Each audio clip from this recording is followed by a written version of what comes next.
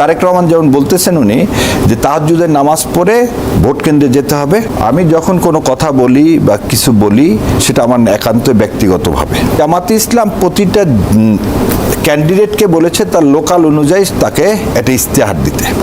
আপনার প্রতিবেশীকে তো আর তুলে ফেলে দেওয়া যাবে না, তার সাথে আমরা সম্পর্ক চাই ব্যালেন্সের ভিত্তিতে। আওয়ামী লীগের ন্যারেটিভের চমক হলো যে জামাত রক্ত কেটে ফেলবে, আর অন্যদিকের চমক হলো যে জামাত মনে হয় খুব একদম সেই নারীকে ঘর থেকে বেরোতে দিবে না।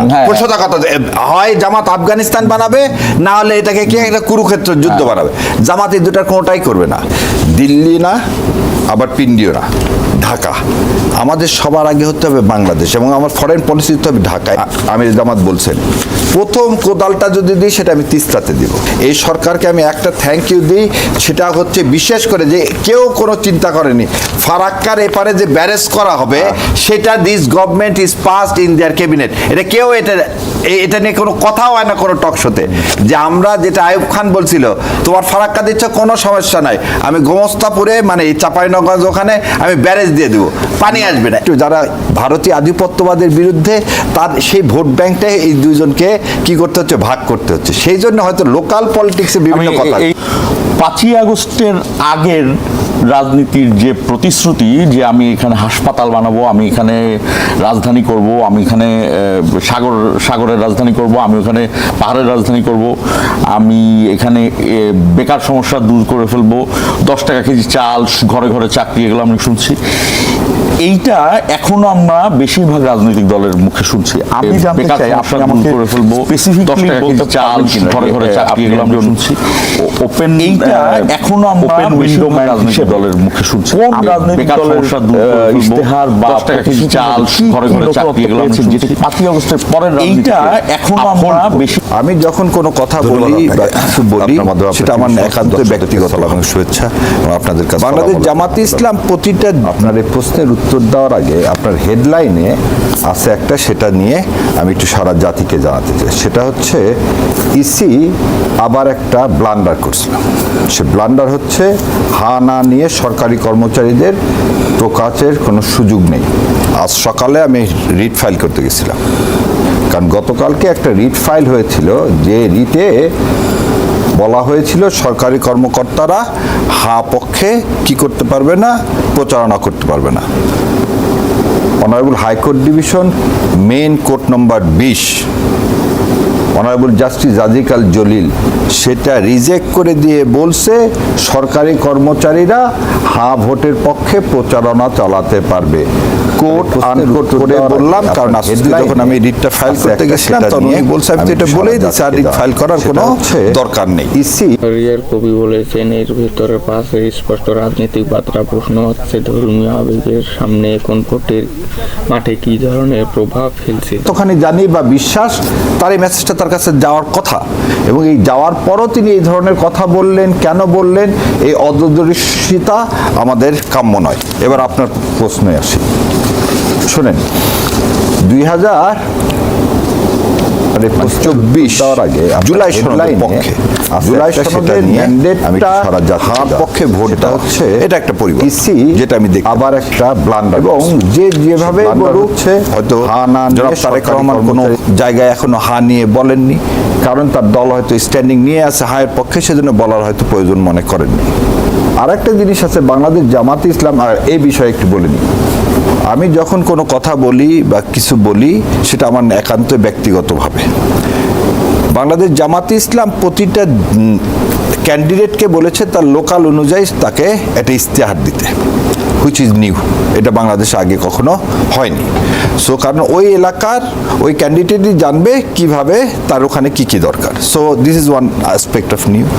সেকেন্ড থিংস, যে হোটেল ইন্টারকন্টিনেন্টালে জামাত ইসলাম যেটা করলেন সেটা সার্বিকভাবে সারা দেশের জন্য যেটা করলেন, এইখানে তারা বেশ কিছু লোককে উপস্থাপন করলেন, those who are credible to implement this plan. So that is another new things. আমার কাছে মনে হচ্ছে এর আগে এটা হয়নি। On the other side of the coin, Begum Zia এবং শহীদ রাষ্ট্রপতি জিয়াউর রহমানের সন্তান তারেক রহমান ওনার উপস্থিতিতে যে লোকের সারা, এবং আপনি যেটা বলছেন এটা ভেরি রিমার্কেবল, একই দিনে 2টা জায়গায় জনসভা হচ্ছে। এখানে এরকম না যে সারা দেশ থেকে লোক নিয়ে এসে কিন্তু আপনি ওই জায়গাতে কি করছেন, লোক সমাগম করছেন, কারণ একই দিনে 4টা-5টা জায়গায় কিন্তু সমাগম হচ্ছে, এবং সেখানে যে সারাটা দিচ্ছে লোক, এটা একটা অভূতপূর্ব। এবং কোনো জায়গাতে কিন্তু এটা আপনি দেখতেছেন না, কোনো জায়গায় আপনি এটা পাননি যে লোক আসতেছে সেই জায়গায় বাধা দেওয়া হয়েছে, কোনো জায়গায় মারামারি হয়েছে। আচ্ছা, থার্ড যে কথাটা আমি যেটা বলি, ফ্যামিলি কার্ড বলেন আর কৃষি কার্ড বলেন, কার্ড নিয়ে অনেক কথা বলতেছে, this a new concept, this a very new concept. আমাদের যে কেন এই কনসেপ্টগুলো আসছেন, তারেক রহমান দীর্ঘদিন ইংল্যান্ডে ছিলেন, যেহেতু ইংল্যান্ডে এই জিনিসগুলো আছে, সো আমাদের এখানে এই যে কনসেপ্টগুলো, এবং প্রতিদিন কিন্তু মডারেট হচ্ছে। প্রথমে কাকে কত টাকা দিতেন, সেখান থেকে এখন বলা হচ্ছে না যারা ফ্যামিলি ম্যান তাদেরকে দেওয়া হবে। সো আমার কাছে মনে হচ্ছে যে একটা শুরু হয়েছে। আমরা রাতারাতি Rome was not built in a day, কিন্তু 2টা ধারা যেভাবে চলতেছে, আর একটা জিনিস দুর্নীতির পক্ষে কিন্তু 2জনই কথা বলতেছে এবং বেশ শক্ত অবস্থান। হ্যাঁ, দুর্নীতি প্রতিরোধ করার জন্য 2টা পক্ষ যে স্ট্যান্ডিংটা নিচ্ছেন দুর্নীতির বিরুদ্ধে, তাহলে দুর্নীতির বিরুদ্ধে বলবো না, দুর্নীতি কিভাবে তারা ডিটারেন্স করা যায়, এই যে স্ট্যান্ডিংটা কিন্তু 2টা পক্ষের। আবার আরেকটা জিনিস দেখবেন, জাতীয় সরকার করার পক্ষেও কিন্তু 2 পক্ষই বলতেছে। সো বেসিক ফান্ডামেন্টাল জায়গায় আমি দেখতে পাচ্ছি যে 2টা দলই এক জায়গায়। সো সেখান থেকে মনে হচ্ছে পরিবর্তনের একটা আভাস। আমি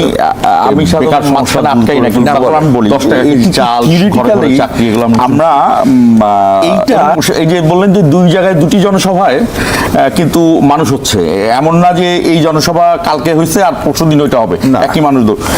এবং মানুষের উপস্থিতি, এবং যখন ডাক্তার শফিকুর রহমান বলছেন যে আমরা দুর্নীতির 0 টলারেন্সে রাখবো, তারেক রহমান বলে ফেলেন যে দুর্নীতিকে টুটি চিপে ধরবো।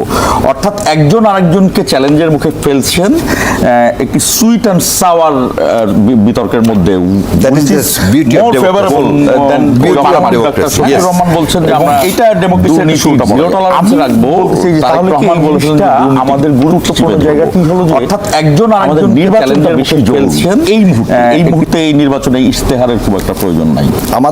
আমার কাছে ব্যক্তিগত যদি বলেন, নির্বাচন ছাড়া এ দেশের এমন একটা খাদের কিনারায় দাঁড়াইছেন, নির্বাচন যদি আপনি না করেন, আমি দেখতে পাচ্ছি এই দেশে মৃত্যু। কারণ কোনোদিন ওই 2007-08 ঘটনার পুনরাবৃত্তি এই দেশের জন্য ভয়ঙ্কর। ছাড়া এ দেশ 11 খাদের কিনারায় দাঁড়াইছেন।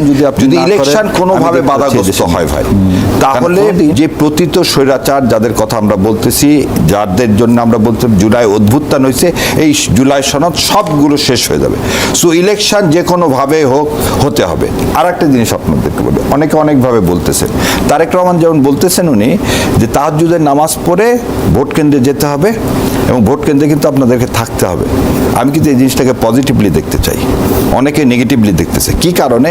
পুলিশ নাই, এটা মেনে নিতে হবে। আজকে যে অবস্থায় আপনাকে সাপোর্ট দেওয়ার কথা, সেই সাপোর্ট টিমটা নাই, তাহলে পলিটিক্যাল পার্টিকেই সে সাপোর্টটা দিতে হবে। এটা কিন্তু উনি কিন্তু বলেননি যে না তাহাজ্জুদ পড়ে যে ভোট দেওয়া শুরু করো। ডিফারেন্সটা কি? তাহাজ্জুদ পড়ে সবাই দলবল নিয়ে সবাইকে যাবেন, ওখানে ফজরের নামাজ পড়েন, যারা অন্য ধর্ম দিয়ে তারা ওইভাবে যান। So that is a basic difference, যে ইলেকশনটা হতে হবে এবং দায়িত্বশীল আচরণ সবাইকে করতে হবে। এখন ভোটের এখানে অন্য সমস্যা হয়ে গেছে, ভোটগুলো বিএনপি এবং জামাতের ভোট এক। তিনি আরও স্পষ্ট দেন, রাষ্ট্র যখন গণনাগরিকদের সমানভাবে দেওয়ার কথা বলে, তখন ভোটের এমন বার্তা স্পষ্টটা সাংবাদিক সে প্রশ্ন উঠেই, এতে সমাজ কি আর বিরম্য হচ্ছে না? ফুল ফ্লেজ সরকার ক্ষমতায় ছিল না, এটা হলে ছিল না মানে হলো যেটা তো তার দোষটা, অভিজ্ঞতার জায়গা থেকে বলছি। জামাত ইসলামী যদি আসলে আসে, তার জন্য তো অবশ্যই ভারত একটা বড় ফ্যাক্টর। সেই জায়গাতে কি মনে হয় এটার কি সহজ আলোচনা চাচ্ছি না, মানে কনস্ট্রাকটিভ, যে এই চ্যালেঞ্জের মুখটা সে কিভাবে ট্যাকেল দিবে ভারতকে, এই ট্যাকেলটা দেওয়া আপনি নিশ্চয়ই বুঝতে পারছেন। যেটা বিএনপির জন্য যেটা হবে, জামাতের জন্য কিন্তু সেই একই জিনিস হবে না।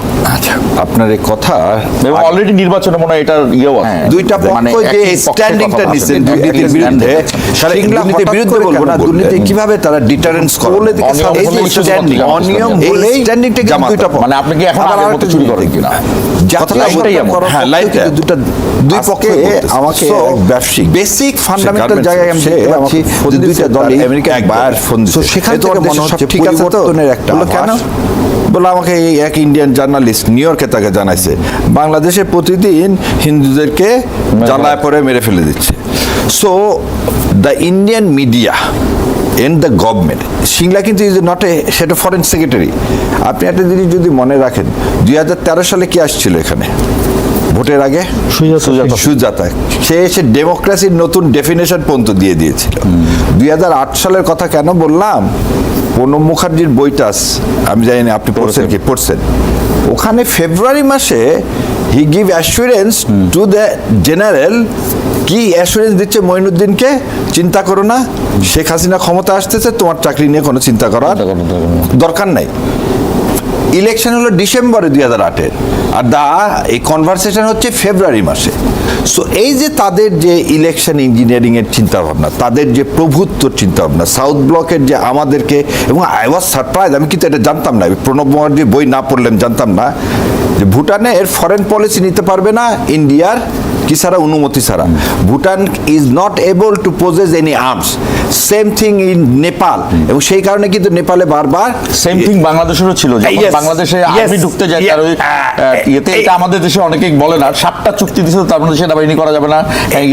71 সালে প্রথম চুক্তিটা, আপনি 25 বছর চুক্তির আগে তাজউদ্দিন আহমেদ তাদের অজ্ঞান হয়ে পড়ে গেছিল, অজ্ঞান হয়ে পড়ে জ্বালায় পড়ে মেরে ফেলে, এবং তারপরে কিন্তু সাহায্য দিছে। আমার মিডিয়া কিন্তু তার আগে কোনো সাহায্য দেয় গভর্নমেন্ট। সো আপনি কিন্তু এই সবসময় আমরা বলতেছি ইনসাফের ভিত্তিতে সম্পর্ক। আমার কাছে মনে হয় না এই আইসিসি ক্রিকেট খেলা দেখেও, আমার একজন ক্রিকেটের যে আইসিসি দেখেন ক্রিকেট বোর্ডের সবচেয়ে চেয়ারম্যানকে, অমিত শাহর ছেলে জয় শাহ, এবং তারা অতীতে কিন্তু এরকম করছে, ভেন্যু যদি কোনো এক্সট্রিমলি নিরাপদ না হয় চেঞ্জ করছে। এখানে একটা দুটা খেলা শ্রীলঙ্কায় দিলে the heaven will not fall. তারা কি করলেন, বাংলাদেশকে বাদ দিয়ে দিলেন, এবং সেটা একটা প্লেয়ারকে যদি আপনি কি দিতে না পারেন, মানে প্রোটেকশন দিতে না পারেন, সেই জন্য বাংলাদেশ জামাতে ইসলাম যে কথাটা বলতেছে, যে সেটা হচ্ছে কি, যে ইনসাফের ভিত্তিতে আমরা চাই ফ্রেন্ডলি রিলেশন। এবং আরেকটা জিনিস, পৃথিবীতে কোনো রাষ্ট্র কোনোদিন চিরদিন কারো বন্ধু থাকে না, শত্রু থাকে না, কিন্তু কথা হলো কোনোদিন মাস্টার স্লেভের যে সম্পর্কটা 53 বছর আসছে, এটা কোনোদিন হতে দেওয়া যাবে না। এটা বিএনপির জন্য হবে না, জামাতের জন্য আর একটা সমস্যা হচ্ছে, সেটা হচ্ছে এই যে রাইট ইজ ব্লকের উত্থান, এটাও কিন্তু প্রোপাগান্ডাটা এনডিটিভি থেকেই শুরু। এই যে জামাতকে যে আল্লাহ বলতেছেন মধ্যম পন্থার দল হচ্ছে ইসলাম, জামাতকে এই যে আপনি যেমন বললেন যে আজকে আমি খেলাফতও দেখতেছি না, ইউ সেড ফিউ মিনিটস এগো, আবার অন্যদিকেও দেখতেছি না। তার মানে কি, জামাতে ইসলাম ইন এ ডেমোক্রেটিক সোসাইটিতে বাংলাদেশের মতন করে যেভাবে কোরআন সুন্নাহ ইমপ্লিমেন্ট করা যায় সেভাবে তারা করার চিন্তা করতেছে। সে তো কোনো চমক দেখাচ্ছে না। আমার কাছে ধারণা ছিল যে জামাত খুব একটা চমক না। চমকটা কি? আওয়ামী লীগের ন্যারেটিভের চমক হলো যে জামাত রক্ত কেটে ফেলবে, আর অন্যদিকের চমক হলো যে জামাত মনে হয় খুব একদম সেই নারীকে ঘর থেকে বেরোতে দিবে না। সোজা কথা, হয় জামাত আফগানিস্তান বানাবে, না হলে এটাকে কি একটা কুরুক্ষেত্র যুদ্ধ বানাবে। জামাত এই দুটার কোনোটাই করবে না। এই জায়গা এটাই হচ্ছে this is the amazing things. আপনি যে অ্যামেজটা সবাই দেখতে চাইছে, ওই অ্যামেজে জামাত বা বিএনপি নাই। এবং আরেকটা জিনিস দেখেন, 2001 থেকে যেটা বললেন একটু আগে, অভিজ্ঞতার কথা, 91 সালে কেউ বিশ্বাসও করেনি বিএনপি ক্ষমতা আসবে। আমার তো ছোট মানুষ, আমরা ভাই গিয়ে আছে, আওয়ামী লীগ তো জানে তারা ক্ষমতায় মন্ত্রিসভা গঠন করে ফেলতেছে, তখনই তো বেগম খালেদা যে সে অভিজ্ঞতাটাও ছিল না। সো আজকে আপনি যে কথাটা বলতেছেন, ভারতকে ট্যাকেল করা না, আপনাকে আপনার প্রতিবেশীকে তো আর তুলে ফেলে দেওয়া যাবে না, তার সাথে আমরা সম্পর্ক চাই ব্যালেন্সের ভিত্তিতে। কিন্তু সাউথ ব্লক উইল আন্ডারস্ট্যান্ড যে একটা দেশকে আপনি 15 বছরে সাবসার্ভিয়েন্ট করার জন্য পলিটিক্যাল ইন্টিগ্রিটির জায়গাটায় এই এক্সপিরিয়েন্সটা আছে কিনা? এখানে আপনাকে আমার কাছে না, মনে হয় হ্যাঁ, সোজা কথা, আছে হয়তো বা, হয় সেটাই জামাত আছে। আফগানিস্তান বানাবে, না হলে এটাকে কি একটা কুরুক্ষেত্র যুদ্ধ বানাবে। জামাত এই দুটার কোনটাই করবে না। এই যে কথা হচ্ছে দিল্লি না আবার পিন্ডিও না, ঢাকা। আমাদের সবার আগে হতে হবে বাংলাদেশ, এবং আমার ফরেন পলিসি হতে হবে ঢাকা। এবং একটা জিনিস দেখেন, আজকে আমির জামাত বলছেন প্রথম কোদালটা যদি দিই সেটা আমি তিস্তাতে দিব। এবং আমি অন্য কে কি বলে এই সরকারকে আমি জানি না, এই সরকারকে আমি একটা থ্যাংক ইউ দিই, সেটা হচ্ছে বিশেষ করে যে কেউ কোনো চিন্তা করেনি ফারাক্কার এপারে যে ব্যারেজ করা হবে সেটা this government is passed in their cabinet. এটা কেউ এটা নিয়ে কোনো কথাও হয় না কোনো টক শোতে, যে আমরা যেটা আইয়ুব খান বলছিল তোমার ফারাক্কা দিচ্ছ কোনো সমস্যা নাই, আমি গোমস্তাপুরে মানে এই চাঁপাইনগর ওখানে আমি ব্যারেজ দিয়ে দেবো, পানি আসবে না, এই যে কথা।